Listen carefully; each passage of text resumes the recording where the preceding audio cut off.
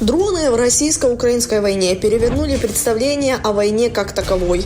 Удары по вражеской территории, уничтожение техники как на суше, так и на море и разведка. Эти задачи могут и выполняют уже сейчас беспилотники. И они очень хорошо справляются со своей задачей.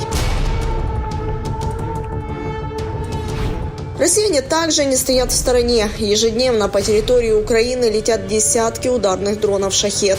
Оккупанты целятся ими преимущественно по объектам критической инфраструктуры, а еще часто попадают в обычные многоэтажки. Чтобы сбить БПЛА, украинские защитники используют системы противовоздушной обороны. Вот только изготовление дрона стоит несколько тысяч $, а ракета ПВО – несколько миллионов. Конечно, первоочередное – это жизнь человека, поэтому они все сбиваются. Однако не отнять, что на такие атаки беспилотников уходит очень много средств и ресурсов.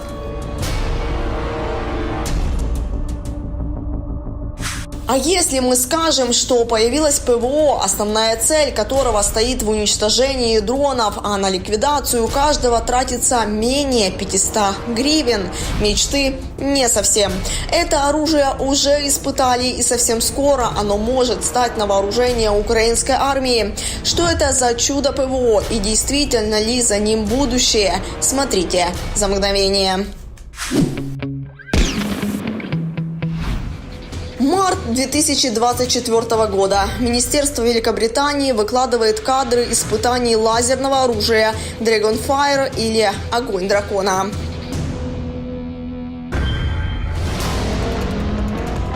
А еще через несколько недель министр обороны Туманного Альбиона ошеломляет заявлением: Dragonfire может поехать в Украину еще до того, как британцы его поставят себе на вооружение.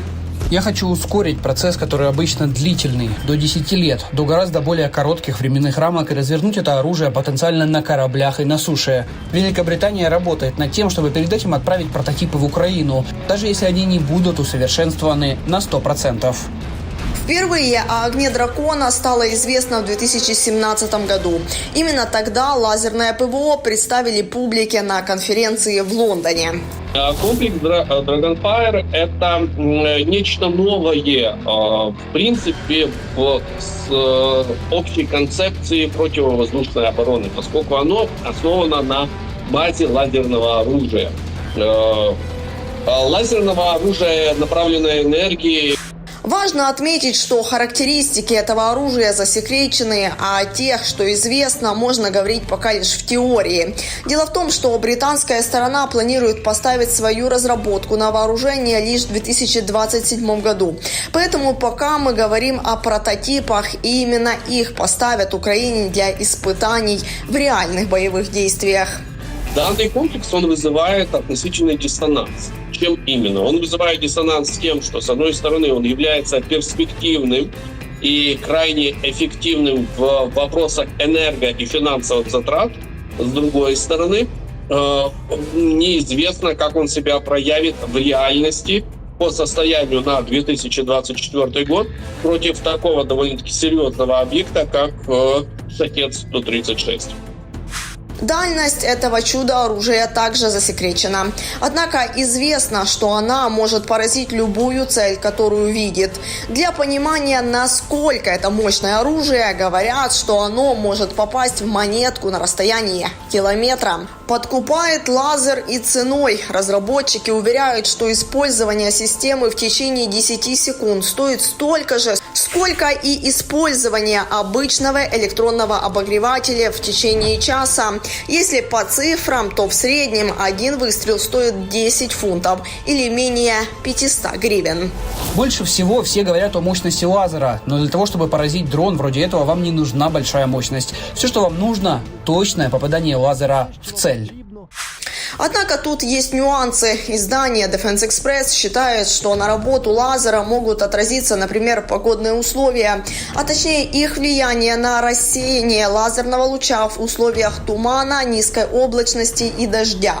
Сможет ли корректно работать лазерное ПВО, тогда большой вопрос. Не стоит забывать и о том, что лазеру нужна энергетическая установка. Кроме этого, современному оружию необходимо надлежащее обслуживание и ремонт. США, к примеру, уже столкнулись с последней проблемой. Америка давно разрабатывает похожее оружие. И с 2022 года одна из установок даже размещена на эсминце. В теории она должна уничтожать малые катера и дроны, а также ослеплять оптические датчики на вражеских самолетах и кораблях.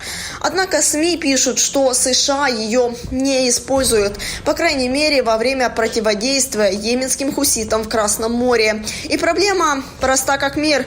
Установка сложная, а на эсминце обслужить ее, а тем более отремонтировать, очень непросто. Как следствие, передовое оружие простаивает.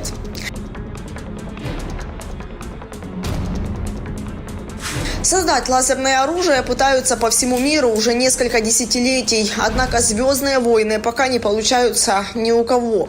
По крайней мере, официальных данных, что это оружие работает в боевых условиях, нет. При этом самих разработок хватает. Китай пытается разрабатывать подобные средства поражения, у них есть подобные наработки. Россия, к слову сказать, также пыталась позировать своим лазерным оружием, но на сегодняшний день нет ни одного подтвержденного факта, что она приблизилась даже до каких-то базовых параметров и базовых возможностей производства чего-то подобного, даже как, скажем так, проектный вариант. Нет. Поэтому можно говорить, что главным конкурентом в этом вопросе является Китай. Ближе всего к успеху, вероятно, Израиль. Свой железный луч израильский концерн «Рафаэль» продемонстрировал в начале 2014 года. С того времени шла разработка. И вот в 2022-м израильские военные провели серию испытаний. Говорят, успешных. Прототип системы уничтожил беспилотники, минометные мины и ракеты. А уже в конце 2023 года местные СМИ сообщили, что железный луч осуществил первый в истории боевой перехват, сбил якобы минометный снаряд. Однако остается загадкой, был ли перехват на самом деле. Официальные источники тогда использование новой системы не подтвердили. Разработчики уверяют, что железный луч способен сбивать ракеты со скоростью света, а дальность действия в 7 километров позволяет лучу уничтожать угрозы с высокой точностью. При этом в использовании он практически бесплатный. Цахал, похоже, оптимистически настроен касательно своей разработки. Сначала планировалось, что железный луч станет на вооружение в 2025 году. Однако, если чудо ПВО действительно сбило мину в конце 2023 года, то не исключено, что его прототипы уже находятся на вооружении. Но это пока конспирология, официальных заявлений нет. А вот касательно будущего есть. Если лазер действительно работает, то скоро он может дополнить уже существующие системы противовоздушной обороны страны. И тогда Израиль будет действительно под железным куполом.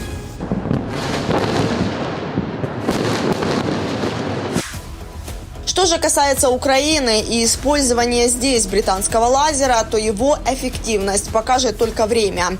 Для Великобритании это шанс доказать, что они создали оружие будущего, и тогда за ним выстроится очередь из покупателей. А для Украины возможность наконец-то забыть о ежедневных налетах дронов и их разрушающих последствиях. И когда это случится, мы обязательно вам об этом расскажем. А пока ставьте лайк этому видео, пишите в комментариях свои мысли касательно увиденного чуда ПВО и обязательно подписывайтесь на канал, чтобы не пропустить новые выпуски Арсенала.